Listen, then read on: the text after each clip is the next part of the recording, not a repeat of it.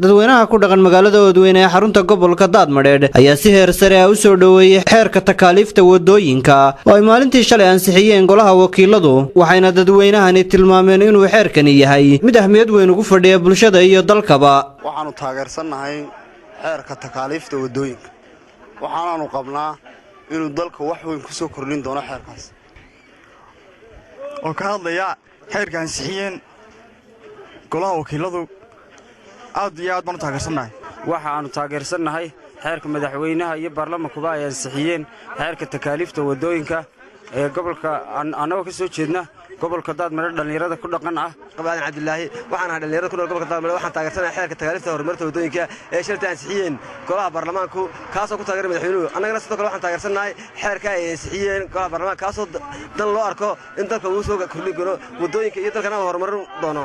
annaku haddii aanu nahay gobolka Daadmareed ama degmada Oodweyne waanu taageersanahay wixii wax ka qabanaya iyo wixii garab siinaya iyo wixii gaashaan siinayaba annagu waanu taageersanahay ay sababtu tahay waxa la yiri gamca wada jir bay guul ku leeyihiin. marka annaku saaka taawaanu taageersanahay wax alliyaale waxaan xeerka wadooyinka kala hadhaynana haba yaraatee ma jirto. waxaanaanu fariin ku diraynaa walaalaha iyaga reer Somaliland ee dalka iyo dabadaba jooga walaalayaal mahadnaqa aanu dirayno iyo hadee laba kuurey wadooyinka maanta xeerka wadooyinka inoo soo baxay taageero idinkuna sidoo kale waa inaa ka geysataan. aad iyo aad baan u taageersanay xeerka wadooyinka waayo isma raacin baarlamaankeenu 70 xubnood ma ay codeeyeen hadaan saxayn. waxaan leenahay dawladda Soomaaliland ha jirto ha waarto cid kastoo ka soo horjeeda qarannimada Soomaaliland waan isku qabananaa. Salebaan Maxamuud Caraale kana tirsan muwaadiniinta reer Soomaaliland ee jooga gobolka Daadmareed magaalada Oodweyne waxaa laga hadlayaa wadadan ansixinteeda iyo sameynteeda. qarniyaal badan baan maqlaayay wada Oodweyne loo sameeynaya laakiin wuxuu baan u maleynayaa maanta untan inay ansax tahay. waanu taageersanahay xukuumadda iyo golayaasha baarlamaanka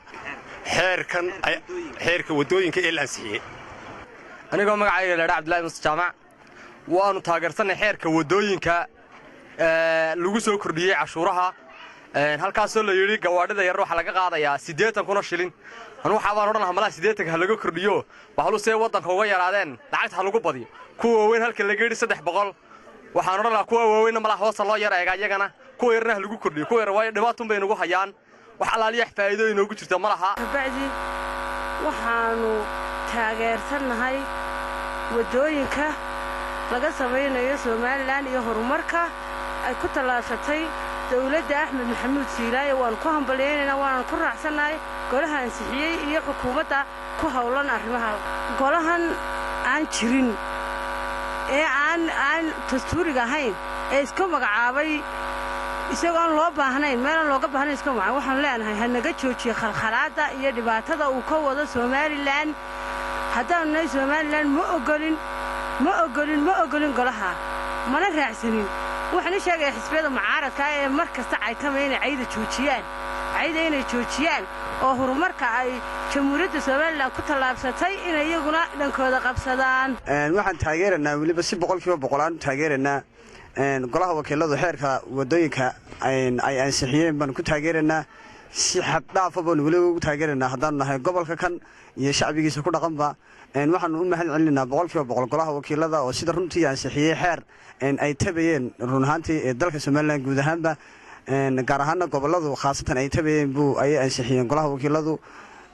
waana horumar leh oo la taaban karo sida runtii anaguna cashuurta waan bixinayna haddaan nahay shacabka oo mar walba heegan baan u nahay inaan bixino cashuuraha.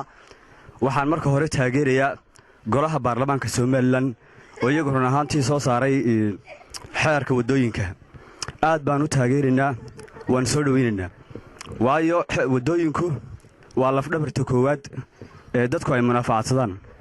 marka aad iyo aad baan ayaan ugu hambalyeynaa baarlamaanka. Muuse Salebaan Maxamed shabakada caalamiga ee Oodweyne News magaalada Oodweyne.